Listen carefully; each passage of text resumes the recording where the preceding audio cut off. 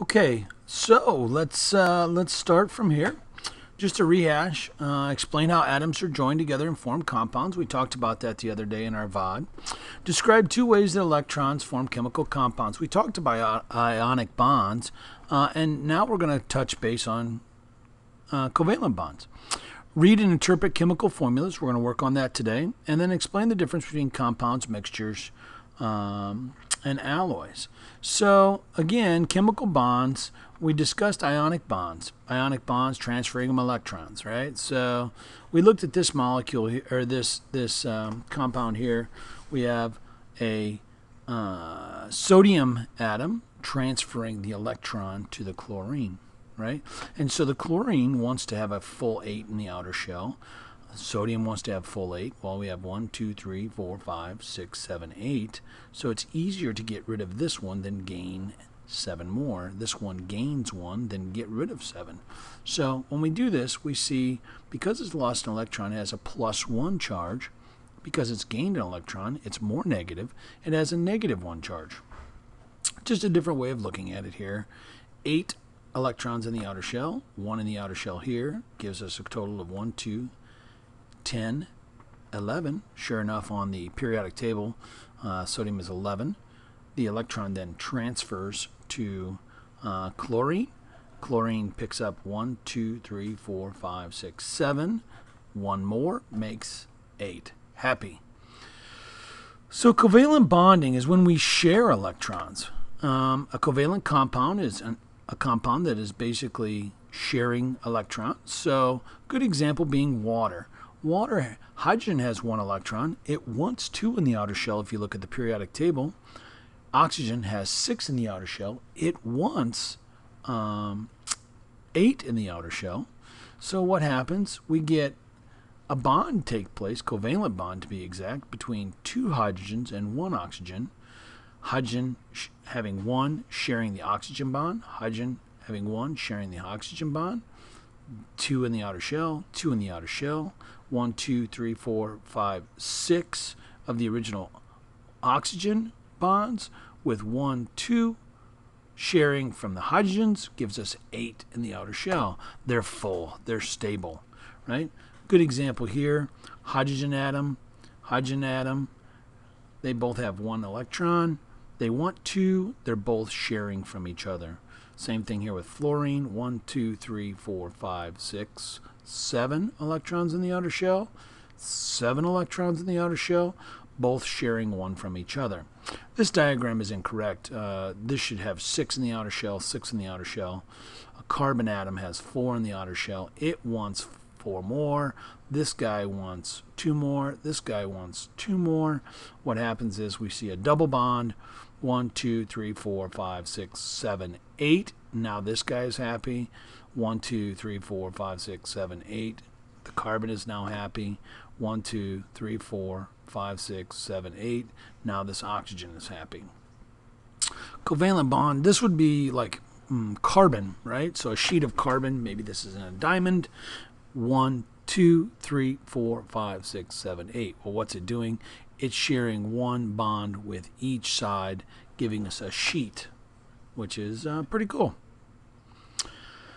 This is just ionic bonding. Again, one of these electrons is going to share. This is going to grab onto it.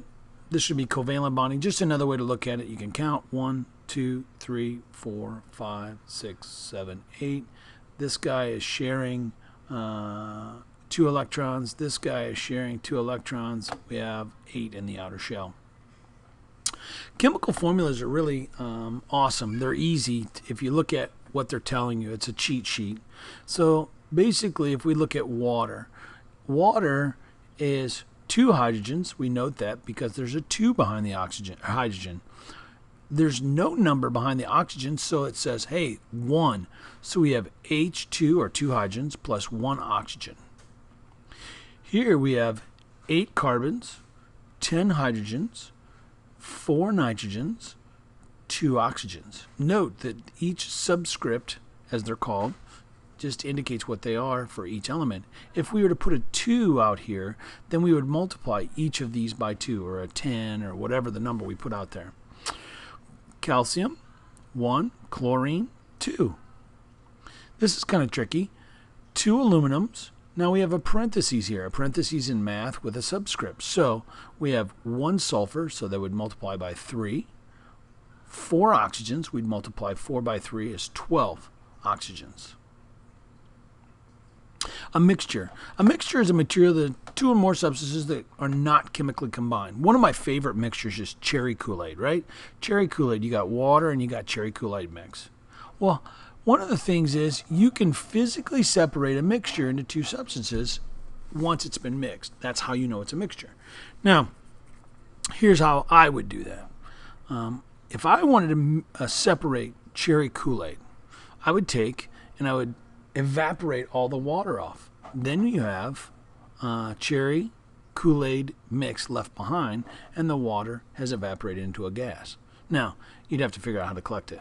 How about iron shavings in like sand or powdered sulfur? Well, I could take a magnet to them, right? And all the iron shavings would come out. Smog. Smog is a mixture of dust or smoke and chemicals in the air. So the real word for smog comes from the mixture of smoke and fog. Smog. Well, we see this in cities. A solution. A mixture of one substance that's uniformly dispersed in another. So if we look at our fish tanks or the water, seawater has salt dissolved in it. Chocolate milk at lunch has chocolate evenly dispersed within the milk. There's not like part of it that's chocolate and part of it's white. An alloy. We see this used in metals, 2 or more metals, right? So when I was a kid, I used to race BMX bicycles, and I had a mongoose that was chrome moly frame, and it was chromium and molybdenum, 2 metals.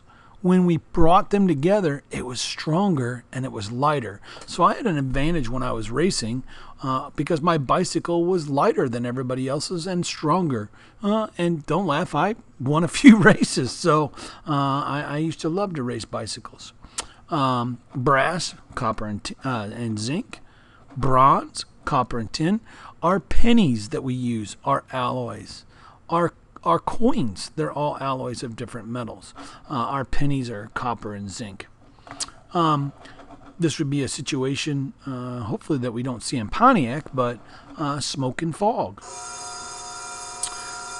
Here is an example of some dubs, some 22s, an alloy rim. This bust of Ronald Reagan, a bronze bust. Maybe copper and zinc or copper and tin to make brass. And then we have a mixture of salt water solution. So that brings us to the end of where we're at. Again, to go over what we learned, describe 2 ways that electrons form chemical bonds. We talked about ionic and covalent.